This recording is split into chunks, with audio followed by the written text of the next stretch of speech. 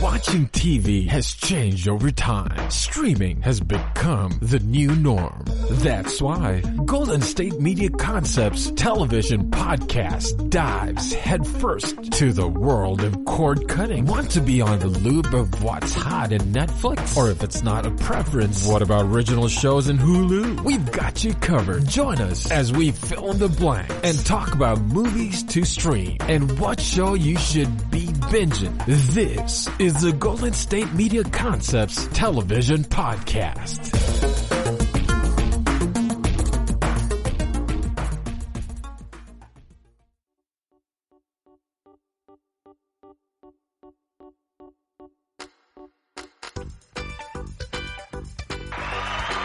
Hey, give me bacon.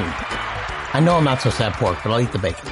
Hello and welcome to the GSMC television podcast. We are part of the mighty GSMC podcast network, and I'm your masked host, Howard Fletcher. I'm here with my trusted engineer, Jack the Pug, and we are psyched and we are ready for our big show today. If you're back to spend some time with me, listen, welcome back. I'm glad you're here.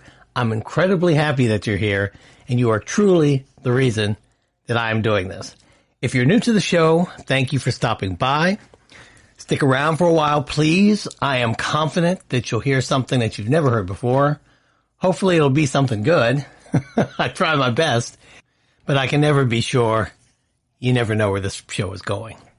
If you've not done so, please subscribe to the show, subscribe to the podcast, and rate us on Apple Podcasts, iTunes, Spotify, or wherever you're listening. It really, really helps the show. It helps us to grow. And also, if you have a couple more seconds, please rate us on whatever platform you're listening to. Give us 5 stars, please. Yes, I'm asking you to do that. Okay, enough of that for now. Let's dive into this here show. We have plenty of breaking news. We had a surprisingly active week today in showbiz and TV biz. My friend John Fithian of the National Association of TV Owners, of National Association of Theater Owners, he's going to be upset again. This time he'll be upset at Scooby-Dooby-Doo, ruh-roh. And I will talk about that later. We also will have Better Call Saul. Better Call Saul wrapped up season 5. It was a great season, and we will revisit that. We're getting closer to the launch of HBO Max. I'm excited about that too. We will be talking about that. I'm going to have a little bit more about Tiger King. I know. I'm sorry. But, you know, what can I do? It's big in the news. I will promise you this, that Tiger King, like COVID-19, it'll fade away eventually. Just give it enough time, it'll go away. So, and we also have more Westworld Season 3. Always have Westworld Season 3. But first, some breaking news. Netflix added a net of 15.77 million paid streaming customers in the first quarter of 2020, blowing away prior estimates thanks to the coronavirus pandemic and setting a record for quarterly gains. The coronavirus, or COVID-19, its effect on society and everything has been devastating. However, if you are in the streaming business, especially if you are in the established streaming business like Netflix, it's been pretty much a windfall. I know Netflix, it didn't want it to happen this way. I would imagine they didn't want it to happen this way. But it's certainly been great for their bottom line. The streamer said that it had 182.9 million paid subscribers globally as of the end of quarter one, first quarter, January through March. And that's up 22.8% from the year earlier.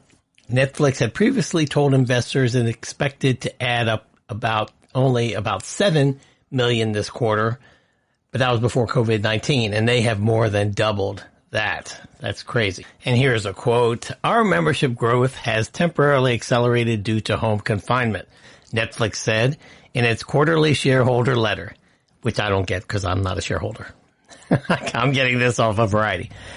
In addition, It also said that due to the shutdown of Hollywood productions, quote, some cash spending on content will be delayed, improving our free cash flow, and some title releases will be delayed, typically by a quarter. So Netflix still is suffering from the production shutdowns, and some shows are going to be shifted a quarter or two. I saw another story that I'm not going to get into the specifics of, but it ties into this extra cash they have. This morning, I saw an article that Netflix is, and I'm not a finance podcast, but they're going into the debt markets and they're going to offer some junk bonds. What that means ultimately is that Netflix is trying to raise $1 billion more on top of these profits that they've made over this past quarter. And they are going to use that to invest in more content, and they also are probably going to buy some other stations in order to get their content. Like I've mentioned on this show several times, and Netflix is really putting the hammer down, especially because of the threat of Disney Plus. They are working on getting a stranglehold on original content.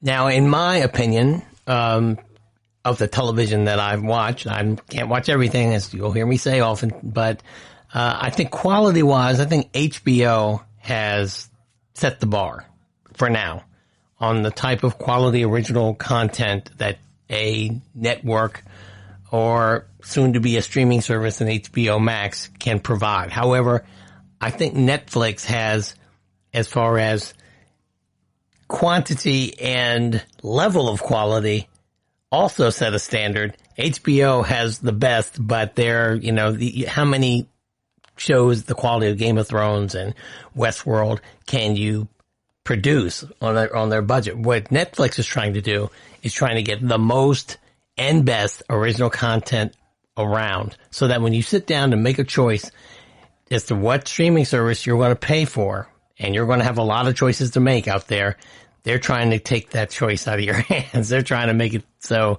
if you don't have Netflix in your mix, then you don't have the right mix.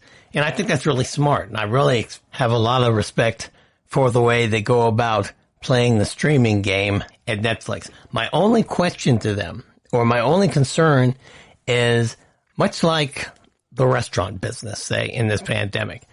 If for some reason the internet goes down, or for some reason, maybe not even permanently, but long enough to disrupt the industry the same way a quarantine or a stay-at-home order can mess up industries like the restaurant business or sporting events, Netflix is finished.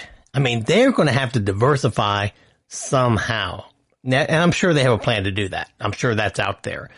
But they're going to have to find something outside of the internet to run their business, because right now they depend too much on people's ability to get online to stream. If that goes away, Netflix is done. So, right now, genius business model, great business model in the long run. Nowadays, you have to plan for every particular possible contingency, especially zombie apocalypse. And speaking of content and Netflix and success, another little story came out about Netflix this morning as well. It says Netflix Chief Content Officer Ted Sarandos got a $6 million raise in 2019, according to the annual proxy statement Netflix released on Wednesday. That's how we also knew that their numbers jumped in the first quarter. They made you have to give a financial report to your stockholders. And they also, not only do you have to tell how much money you brought in, but how you paid it out. That includes compensation of officers and workers. Sarandos' total compensation for 2019 was $34.7 million, including $18 million in salary and $16.6 million in stock option awards, according to Netflix's filing with the U.S. Securities and Exchange Commission. Netflix CEO Reed Hastings received $37.4 million in stock options, bringing his total compensation to $38.6 million. Okay, so the CEO, he gets mostly stock, which is a smart move right now. He only got about $1 million in salary, whereas Sarandos, the chief content officer, got a pretty good chunk of change with $18 million. You know, those numbers are mind-boggling to someone like myself. However, given the company's revenue stream, that compensation isn't out of line with the compensation of similar corporate officers. Ted Sarandos, though, he is the chief content officer. That's why I wanted to bring him up, because I think it's well earned. I mean, you know, whether those types of numbers are appropriate, and I'm sure if he decided to resign, he'd probably get paid off even a bigger chunk. Still, that guy earned his money because Netflix has some great content, and it's reflected in their numbers. So, job well done, Ted Sarandos. You got paid. I would love to fill your position when you leave. Next, I'm going to come back with some more breaking news, some strange breaking news. Don't go away. Want to know the latest and hottest music hitting the airwaves? Don't be left out. Listen to the Golden State Media Concepts Music Podcast. It keeps you on the loop with everything you need to know from pop, rock, hip-hop, and the top 40. And we'll throw in news of your favorite artists, concert and tour dates, and so much more. Listen no further, because this is the gold standard in music podcast.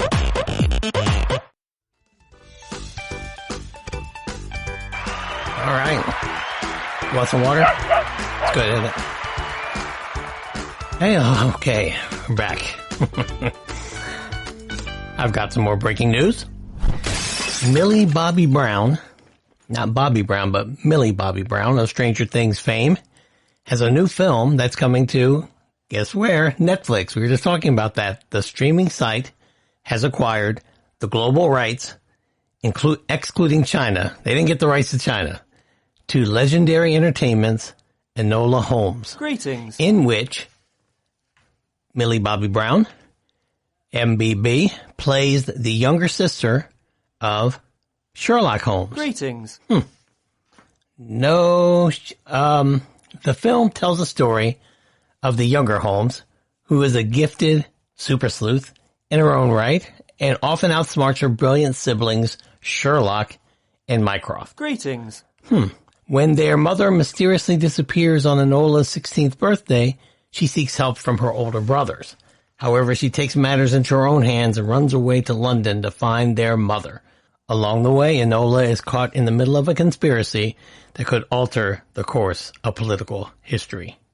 Based on Nancy Springer's book series, The Enola Holmes Mysteries, the film is directed by Harry Bradbeer. He's the Emmy-winning director of Fleabag Season 2. Greetings. Surprisingly, I'd never heard of this book series before.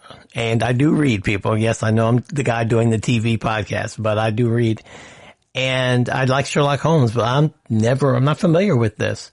It says here the Enola Holmes Mysteries, and they're referring to the book series, began with the case of the missing Marquess in 2006. It is comprised of 6 books.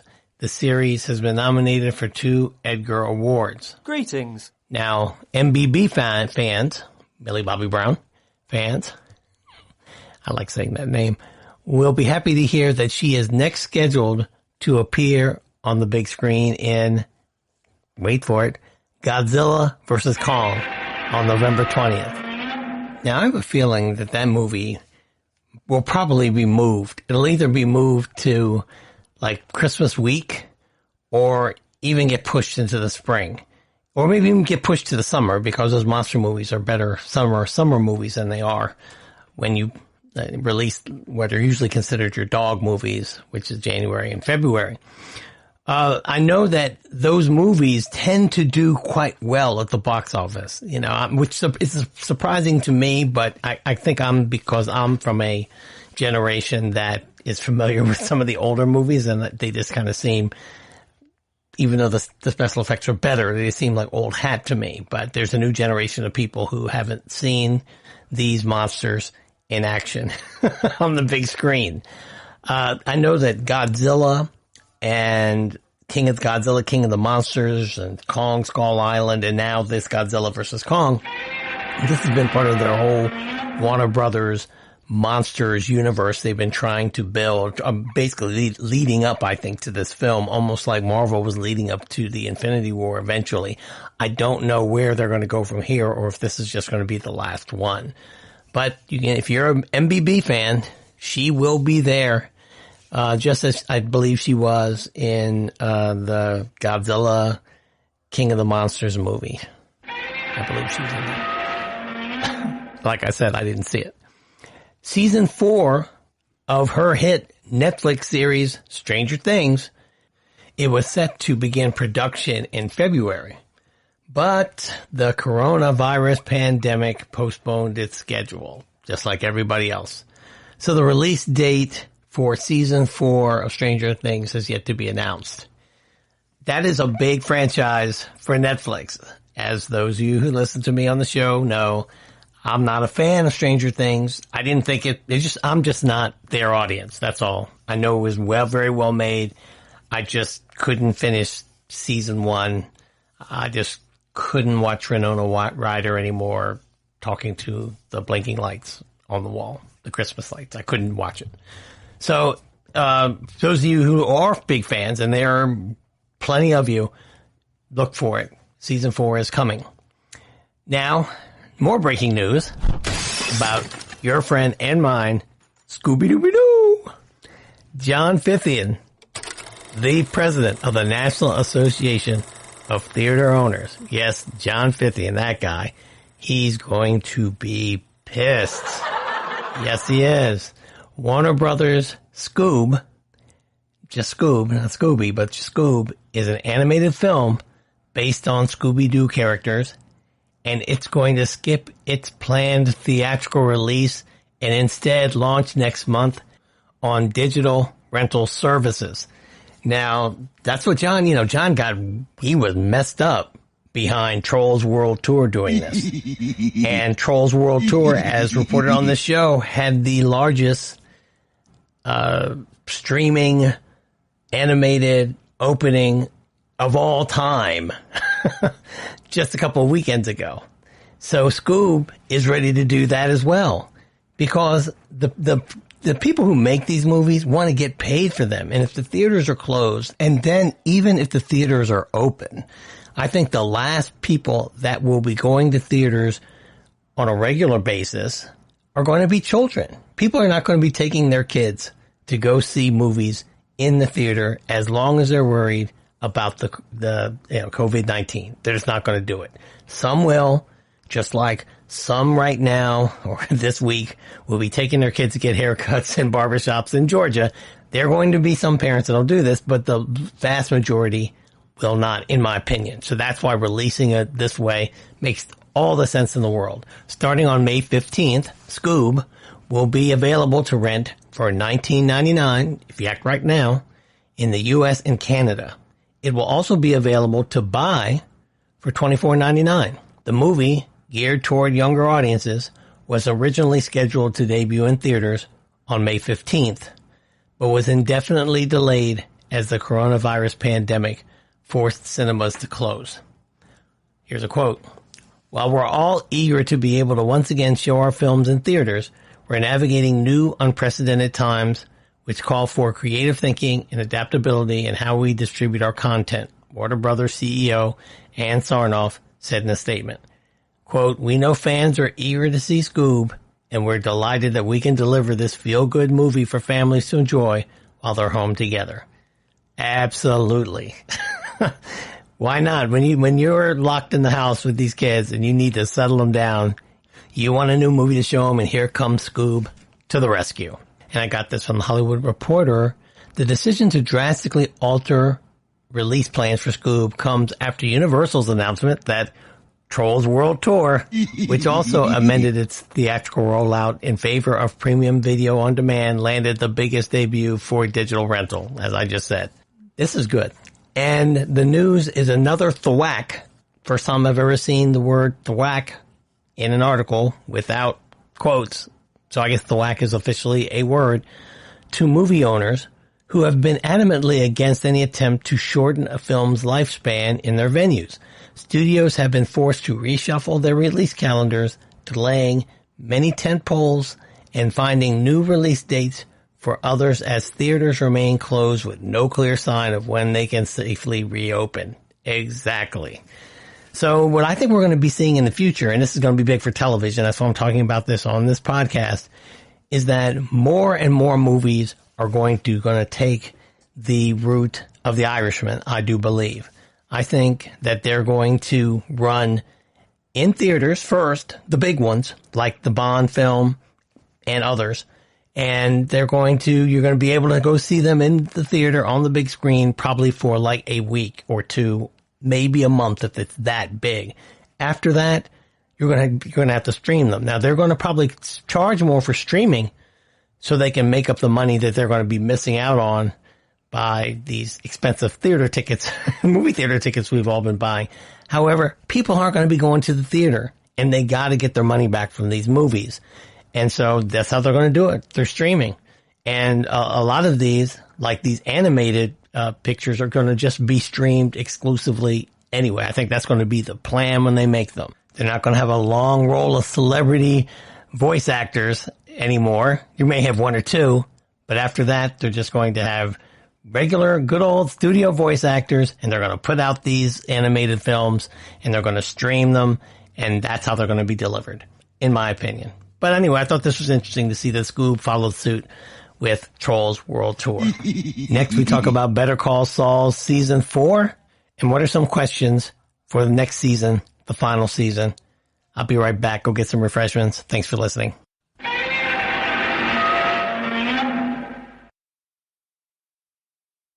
Tired of searching the vast jungle of podcasts? Now listen close and hear this out.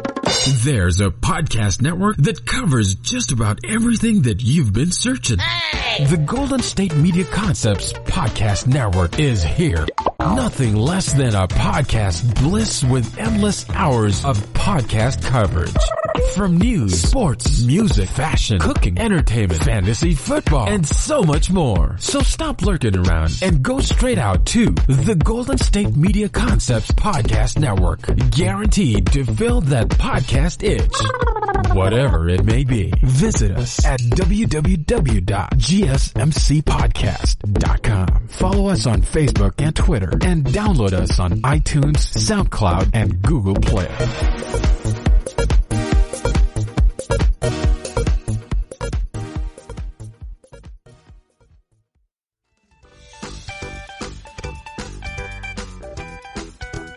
All right. Did you see it? It's good, right? I'm back. Better Call Saul. It just finished up season 4. I think, all in all, as you all know, I'm a big Westworld fan, but I think so far in the year of 2020, Better Call Saul's been the best TV show by far. There's no one else in the running, in my opinion. I think it was excellent from beginning to end, and I'm going to be sorry to see it go after next season, but it's a prequel. What can you say? They can't start unless they're going to redo Breaking Bad again. They're going to have to end it right there. So there were some questions that were left, or at least that I have, on how they're going to finish up, or that need to be answered going into next season. There are going to be spoilers throughout this. So if you haven't seen Better Call Saul and you want to, please fast forward to the next section or put this on pause. Go binge 4 seasons of Better Call Saul and then come back and listen. I would love for you to do that. Here's my first question for those of you who watched it, and I certainly hope that you have. How far will Kim break bad? Because as we all saw, Kim made a dark turn this season at the end, and it looks like, she is no longer the happy-go-lucky blonde with the ponytail. If Kim carries through on her plot to take down Hamlin, because that's what she was talking about before, and she frees up the Sandpiper money to put it to good use, as she says, is that it? Is that all she wants to do? Is just take down Howard? I like his name. Take down Howard and get that Sandpiper money, those fees, and use it toward her pro bono work? Is that it? Or is this just the tip of the iceberg? Does she sink lower? Does she decide that she wants to, in fact, get involved with the cartel? Here's the other question, or does it make her rise higher? I mean, given her recent confrontation with Lalo, who was played by Tony Dalton, who is now my favorite character on the show, even though he can get scary sometimes. I think, it's very rare that a character gets introduced on the back end of a series that is so great. It becomes people's favorites, but that's what this guy has done with Lalo Salamanca. Could Kim rise from being a friend of the cartel, girlfriend of a guy who's a friend of the cartel, to being a full-on friend of the cartel, and maybe she becomes their lawyer instead of Saul? Perhaps she rises so high within those ranks that that's not the reason we don't see her on Breaking Bad, because something bad happened to her. Maybe she's just not on Breaking Bad because she is, up in the upper echelon ranks, and she's just, gone off on her own evil journey.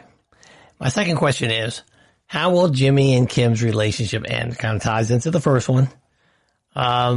We know where Jimmy's ends. He's, ultimately Gene, the Cinnabon manager, as we see in the beginning of these seasons, since his time in Breaking Bad. The question is about Kim. Is she not on Breaking Bad because she's out of Jimmy's life? Some people think that.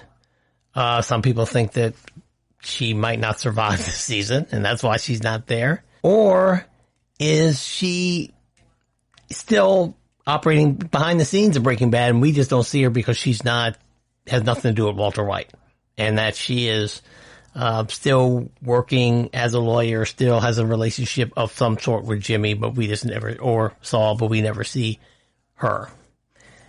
Given the events of the finale, though, the stage is set for Jimmy to be the one maybe to end the relationship instead of Kim. Everyone believed that Kim, or most people believe, like I did, that Kim would be the one to say, I've had enough.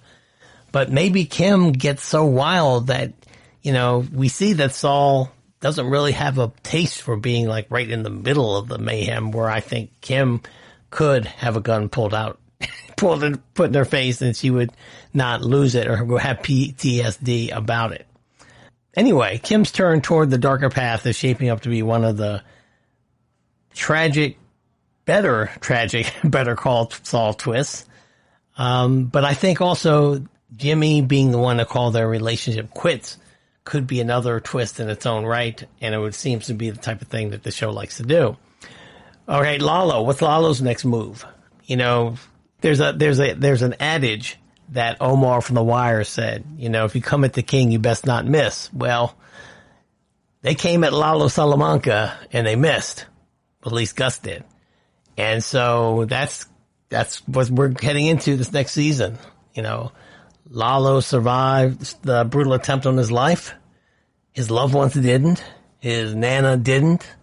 And he is pissed. I mean, he was walking away from that assassination attempt angry. And Gus thinks he's dead because he had the guy phone in and say he was done. So he's out there, Lalo that is, and he's stalking him now probably. So who does he go after is the question. Is he going to go after Gus? Yeah, he probably is, but we know that Gus survives because he's in Breaking Bad, so he doesn't get Gus. So it'd be interesting to see how that pans out. Does he try to get Jimmy and Kim? Now we know Jimmy survives, or Saul survives, but we don't see Kim again, so maybe he catches up with Kim. Same with my boy Nacho, who, kind of set him up, helped set him up. We don't see him in Breaking Bad, so maybe he caught up with Nacho. We don't know. Now, another question, since I'm talking about Nacho, is how much worse will life get for him? Because he's always upset, it seems, and not having fun. And now the person who he just set up is alive. And Don Hilario, he just kind of lied to his face. So he has some pretty serious enemies now. He told Don Hilario that he didn't want to live life looking over his shoulder. And Don Hilario, who was played by Stephen Bauer, Manny from Scarface. Excellent job there. He laughs and he says, "Oh, you should have picked another job, another profession." And it looks like he was right, because that's all Nacho will probably be doing for the rest of the series, is looking over his shoulder. You remember how bad it got for Jesse Pinkman in Breaking Bad in the home stretch when he was living in a subterranean prison cell cooking meth for the Nazis. Well, since we know the show will go there with that might be Nacho's fate of some type. Not cooking meth, obviously, but just as Jesse escaped and then had another life in the movie El Camino, I would like to think Nacho has a similar fate, because I like the character, but we will have to see. And another question is, when will Walter and Jesse enter this story? They have to, somewhere between where we are now and Gene the Cinnabon Man. So it's going to be interesting to see what they do, whether they're going to have Bryan Cranston and Aaron Paul actually make a cameo, or are we going to have some kind of off-camera scene where we know that Saul is talking to Walter White and Jesse. Be interesting to see how they handle that. We have seen Dean Norris, though, who plays Hank, the brother-in-law of Walter White, who's a DEA agent. So that's something that I'm sure we'll all be looking forward to next season. We also, this season was 8 episodes. This next season is going to be 13. So we have plenty of time there to where they could spend some more time with the Gene character, Saul and Witness Protection. So we will see if they're going to focus on that. And the final question is, will there be another one? Will there be some spinoff from here? You know, there's another adage called nature abhors a vacuum, and there will be a vacuum left when Better Call Saul goes away. I will be very intrigued to see if Vince Gilligan and Peter Gould decide to take some of these characters that are going to be left over from this, that we don't know what happened to them. Lalo might still be alive. And, as I said, Nacho and some others, Kim, if they have a show involving them. I know there's a lot of time for them to be dealing with that's Gilligan and Gould to be dealing with the same characters. So they might say, this is enough for us, done. But it'll be interesting to see what happens. Those are my questions for Better Call Saul Season 5, which is next season. I give Better Call Saul Season 4 5 big glasses full of 868 Estate Vineyards Cab Franc, which is a Virginia Cab Franc. It's very good. That rating is very good, and that wine is very good, and the show is very good. I recommend them all. Next, here comes HBO Max, y'all. Don't go away. Be right back. Want to find out what movies to go see? Then check out the GSMC Movie Podcast. It's your ticket to the latest movies, whether it's a new blockbuster event, romantic, comedy, or action flick. This show has got it all covered. They talk some what to go see now. Don't bother. What's hot on Netflix and everything in between. That's GSMCpodcast.com/movie-podcast. When it's all about the movies, it has to be this new show. Don't forget to like them on Facebook and follow them on Twitter. Visit GSMCpodcast.com for more info.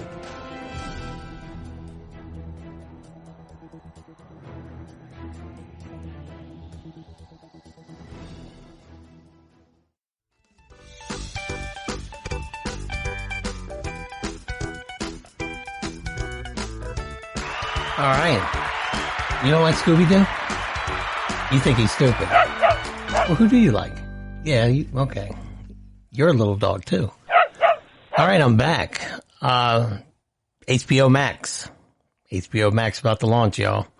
Warner Media has set a start date for HBO Max. It is slated to barrel into the streaming wars on May 27th. The subscription streaming package with some 10,000 hours of content out of the gate. I told you, HBO, they're on top of things. Netflix on top of things, but HBO got some good content.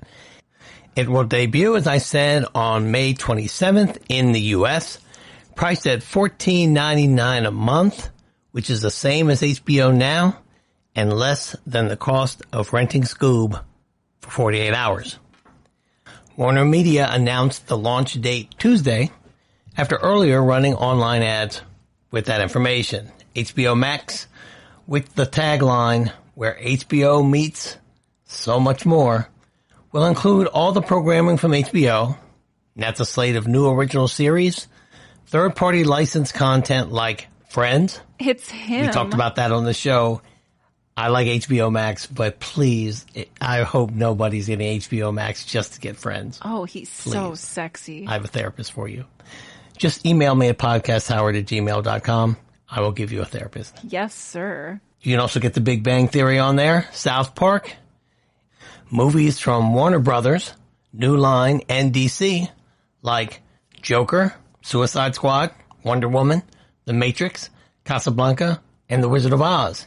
In addition, HBO Max will be stocked with content from other Warner Media brands such as CNN, TNT, TBS, True TV, Turner Classic Movies, Cartoon Network, Adult Swim, Crunchyroll, Rooster Teeth, and Looney Tunes. Originals. I'm sorry, Rooster Teeth kind of made me stumble. Originals on HBO Max set to be available starting May 27th include the scripted comedy Love Life, starring Anna Kendrick from Lionsgate Television. Let me tell you, Anna Kendrick is another one who's a strange one to me. Now, some people out there, everyone has fans. I'm sure Anna Kendrick has a lot of fans. She's been in a lot of successful things. And I'll say this, I've never seen Anna Kendrick in anything where I thought she was bad except for those commercials that she does for Hilton. But I don't understand why she must have that it thing that they look for. Because I swear there's some people that I see on television and I'm happy they're successful. I mean that from the bottom of my heart. I'm very happy that Anna Kendrick is successful. I don't know her from Adam, and I'm assuming that she's a very nice person. But I just do not understand why she gets chosen for some of the roles she gets. You know, and I'm assuming that I have to believe not, and it's not a bad thing, because I'm in business too. And there are times when I just think people hire me because they like me. Period. I mean, it's not that I don't do a good job. I'm very good at what I do, except for podcasts. But the people, there are people who've hired me just because they like me. And I think that's the case for people like Anna Kendrick, because, you know, her talent doesn't jump off the screen at me. I guess that's what I'm getting at. She's very good at what she does for what she's asked to do. But I've never looked at Anna Kendrick and said, God damn, she's talented. You know what I mean? Like, wow. She's just Anna Kendrick doing what Anna Kendrick does, and she does it quite well, you know. And you know, she even does that bad Hilton content well. It's just bad material. Okay, let me get back to this. Documentary film On the Record is going to be on there. It's about accusations of sexual harassment and rape against hip hop mogul Russell Simmons. Man, a hack job on Russell Simmons. Might be well deserved. Legendary, an underground ballroom dance competition series. And let's see what else. Looney Tune cartoons from Warner Brothers, animation, Sesame Workshops, the Not Too Late Show with Elmo. Elmo even has a talk show. Good for you, Elmo. The COVID-19 crisis has delayed some HBO Max originals. For example, Friends, the Friends reunion that has been clowned on this show I do before, anything for him. with a cast of the favorite 90s era sitcom will not be available at the launch as originally planned. I'd submit to him. Warner Media's theory with HBO Max is that built as a superset of what's on HBO, it can add millions of incremental new customers to the existing HBO Now subscriber base by luring them in with a bigger bucket of content. So, HBO Max, I've already gone on the record here, is that it's going to be something that I'm probably going to purchase. Probably meaning 100% I'm going to be a subscriber to HBO Max. And I think it sounds like a good package. It's definitely going to be part of my self-made bundle with Netflix and Hulu, which is what I have already. I have the free Hulu because I'm a cheapskate with commercials, but I still have Hulu and Amazon Prime. I am still mulling Disney Plus. All right, here's some more breaking news that I'm just going to have to add. I'm going to apologize ahead of time. It's about Tiger King. Yes, here's the headline. Tiger King watched by 64 million households. And then it's going to talk a little bit about Love is Blind. I'll get into that. But Tiger King, Murder, Mayhem, and Madness has been sampled by 64 million Netflix households worldwide since its March 20th debut. Netflix disclosed its internal viewing statistics for Tiger King and other shows as part of its first quarter earnings release on Tuesday. We spoke about that earlier in the episode. Dating reality show Love is Blind has been sampled by some 30 million member households, while original movie Spencer Confidential has drawn a whopping 85 million households. The third season of drama Ozark has garnered looks from 29 million member households in its first 4 weeks of release. Let me get back to Spencer Confidential. Have not watched it. I'll have to go back and see it since 85 million households looked at it, more than the 64 million that watched Tiger King, and yet I haven't seen it. So I'm falling down on the job. And Cynthia Littleton, the journalist who wrote this article that I am just stealing content from, is in, like all good journalists should do, qualifies those numbers. So I'm going to read this very quickly, even though I know some of you don't like me getting into numbers. This doesn't mention numbers, but it just tells you how they got this percentage thing. The internet giant's viewing metrics, meaning Netflix, are impossible to compare with traditional TV ratings. Netflix counts a household as having viewed a title if it was watched for at least 2 minutes, which is a different measure than the average minute audience yardstick that which is the Nielsen standard for measuring linear TV. So that might explain that 85 million household number for Spencer Confidential. I'll still have to go check it. It might be something I'd watch every single minute of. It seems reasonable that a percentage worth counting of people turned on to Spencer Confidential, watched it for 2 minutes and said, nah, I guess I'll watch Tiger King again. Netflix seemed to go out of its way not to gloat about its strong subscriber gains, driven in part by the unprecedented global pandemic that has forced millions of people around the world to shelter at home to stop the virus spread. That has created optimal conditions for consumers to sign up for Netflix and its well-stocked content pantry. But Netflix warned that the torrid pace of growth in the pandemic-shaken first quarter of this year may not continue when social distancing measures begin to ease. Try to say that quickly. Yeah, well, they're probably right.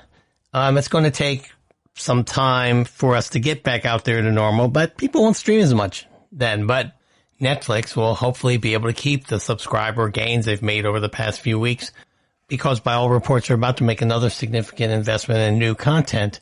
And as we've said before on this show, new content, good content is the name of the game. And I suspect that Netflix and HBO Max are going to be the two services that are going to survive this heavy saturation of the market.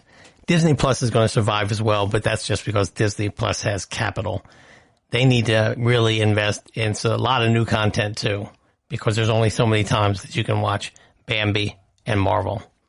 Next, I'm going to bring you some more breaking news, and then we're going to finish up on Westworld Season 3. Don't go away. Go get a beverage. Be right back. I'd do anything for him. I'd submit to him. Control me. Golden State Media Concepts Sci-Fi Podcast. Together we dive into the world of sci-fi and science fiction. From episodes of Star Trek, Star Wars, to The Walking Dead, Resident Evil, all the hot new science fiction movies from the backdoors of Marvel or DC. The Golden State Media Concepts Sci-Fi Podcast. You'll never look at science fiction the same way again.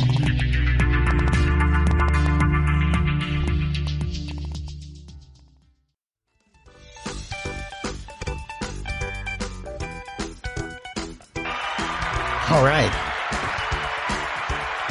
Come here.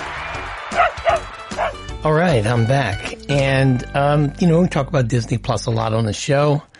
I'm not a subscriber to Disney Plus, although I think they are a good service. They don't have a lot of original content yet, but one of the big things that they came on with strong, which was a good way to start with original content, was The Mandalorian. I have not watched The Mandalorian yet. It got great reviews. My friends who are big-time Star Wars heads said that it was a good show, and from the people that told me that, it must have been, because they're pretty harsh critics on bad Star Wars content. Well, the October premiere for season 2 of The Mandalorian might seem like it's far away, even though time seems to be flying for me. But for those of you who are Mandalorian fans, I see on Twitter, you're really ready for this next season. Pre-production has already begun on the third installment of the wildly popular Disney Plus series.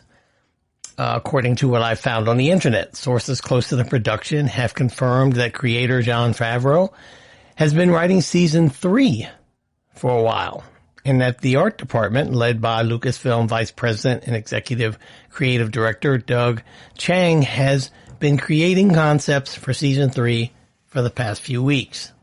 One measure of a series' success is, obviously if it gets another season, but also if it gets multiple seasons or seasons that aren't based on the year previous. So for Disney to go forward with season 3 of The Mandalorian, it's obviously a success and they have a lot of confidence in it.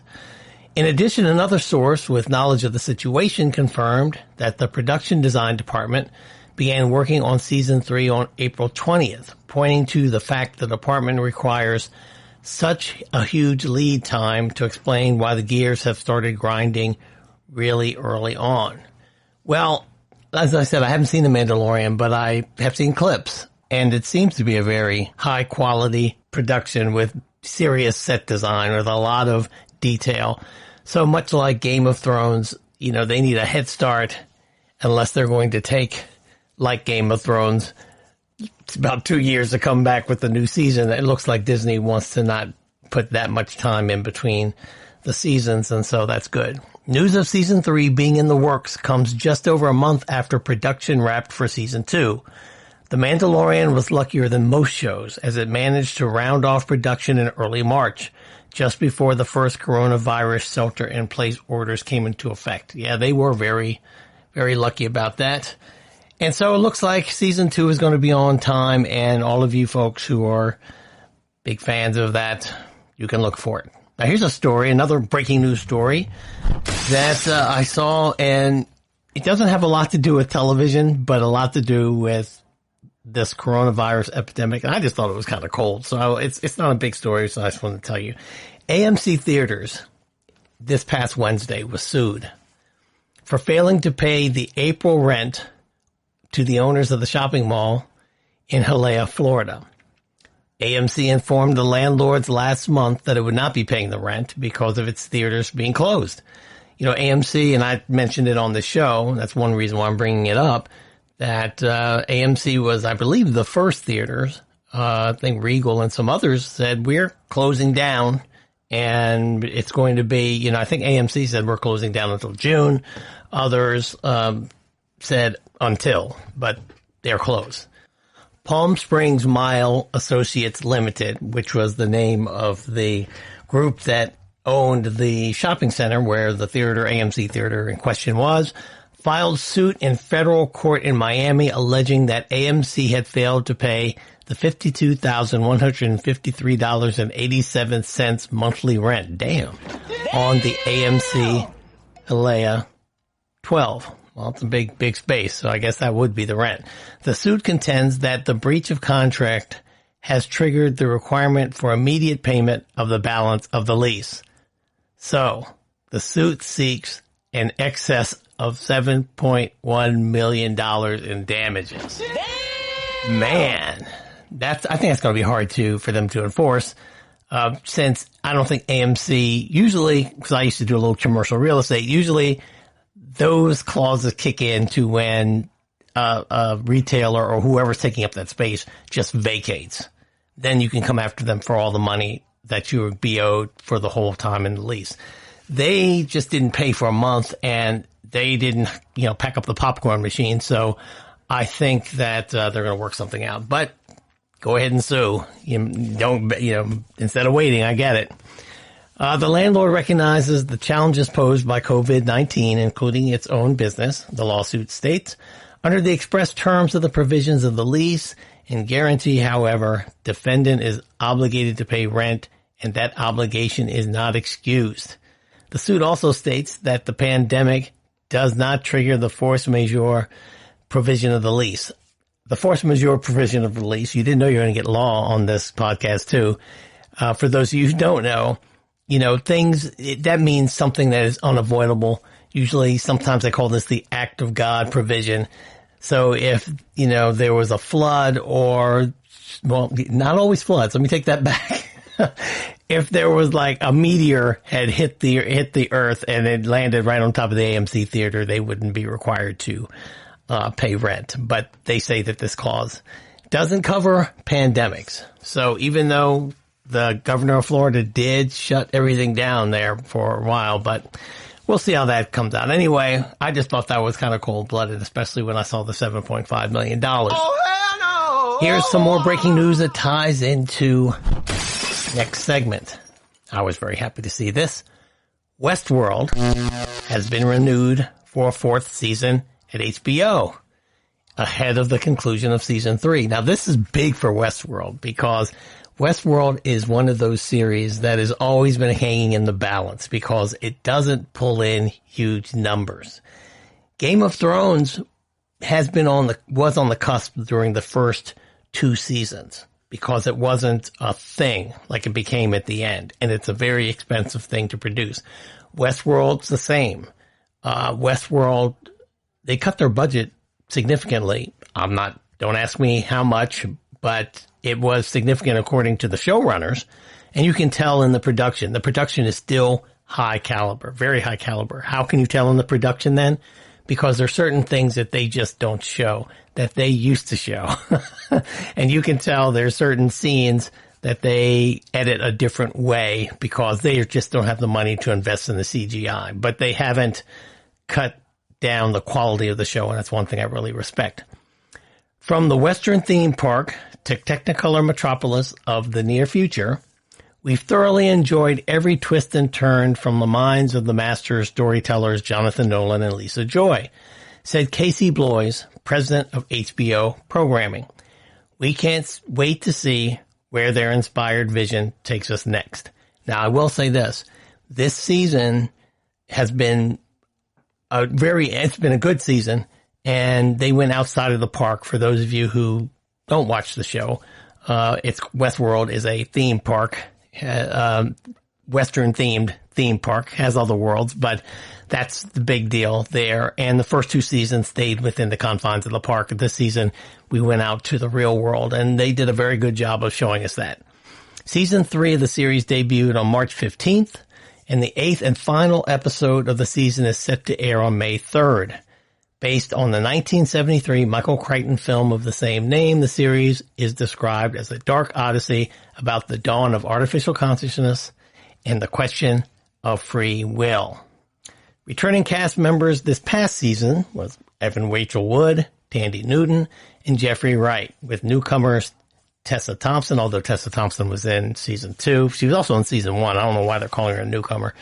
Aaron Paul and Vincent Cassell. So, I'm glad that they do have a season 4, even though I think they've pretty much wrapped. I don't know if it's going to affect how they end this season, but yeah, I think they're just now hitting their stride for the wide audience. I know some people didn't like it because it was too confusing.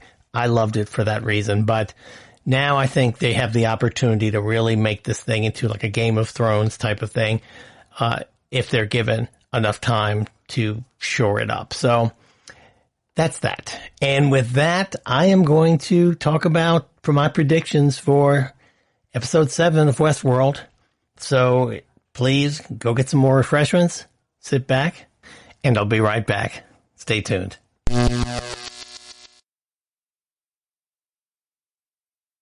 Are you tired of the same old news? Are you sick of the seemingly endless political spin and negativity? The GSMC America Still Beautiful podcast is a weekly news podcast covering all the top positive and uplifting news stories. We cover stories that will inspire, uplift, and remind you of the good in the world. Tune into the Golden State Media Concepts America Still Beautiful podcast to get all the great and positive news stories of today. Download the GSMC America Still Beautiful podcast on iTunes, Stitcher, SoundCloud, Google Play, or anywhere you find podcasts. Just type GSMC in the search bar.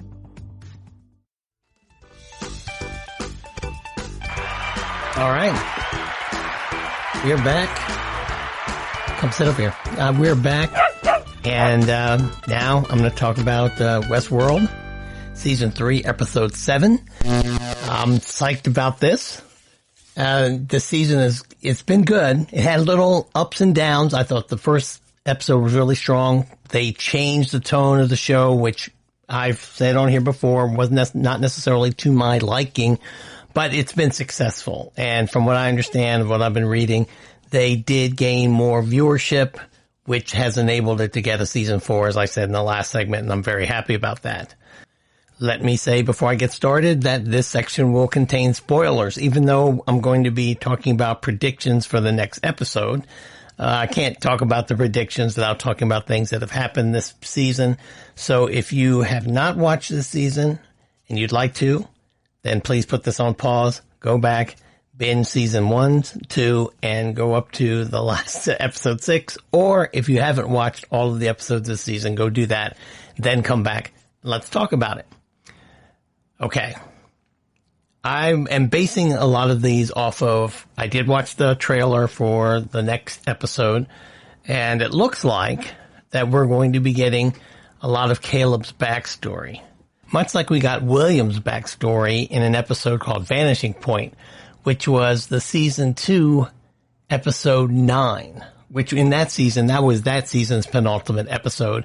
This season, because it's only 8 episodes, this is this season's penultimate episode, so I don't think that's a coincidence. We're going to get a little bit, we're going to find out about this human character that's been very important to this season, just like William. William's backstory showed us how he really only lived in the park, and how it shaped his personality. You know, it also focused on the death of his wife and how it became sort of an emotional cornerstone for him. And it looks like we should be doing something similar with Caleb next episode. The biggest difference, I think, between the two is that William remembered all of his past. You know, he didn't have a hard time recalling it. He tried to forget a lot of it, but he didn't, you know, there was nothing, none of it was cloudy. He knew about his past, and he understood to the best of his ability who he is. Whereas Caleb doesn't really know who he is.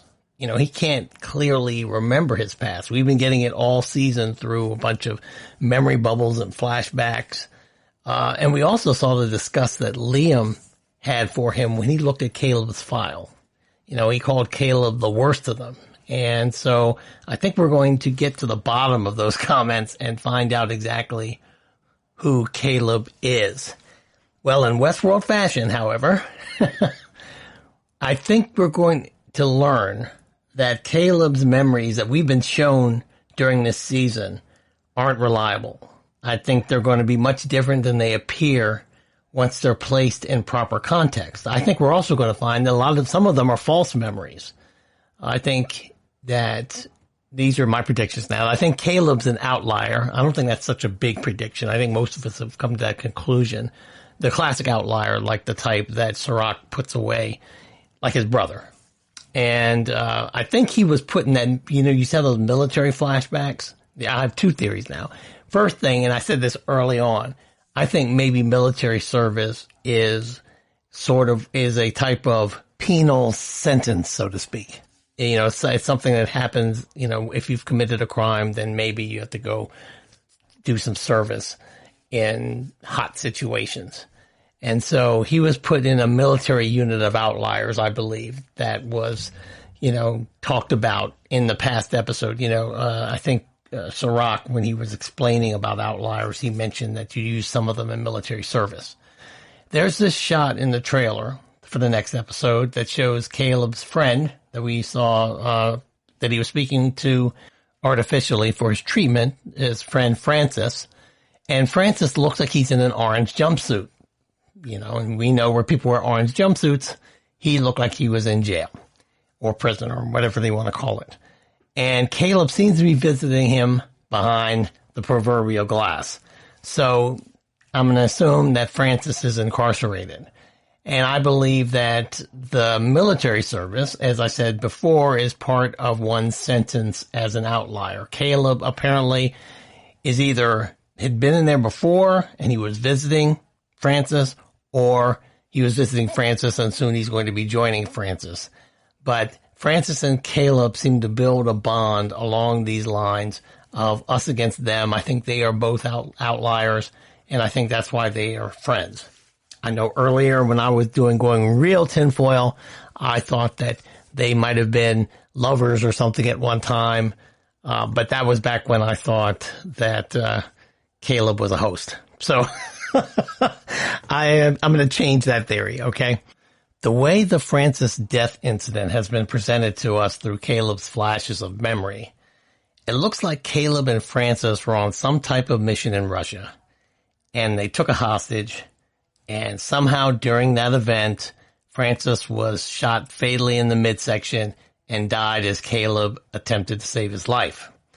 But the military flashback might be conflated with a civilian crime that Caleb and Francis attempted in the United States.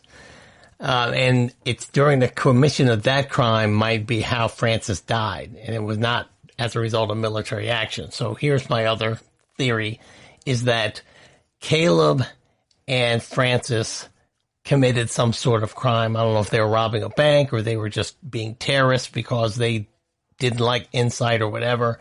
But during the commission of that crime, Francis was killed. And Insight, and they might have captured Caleb.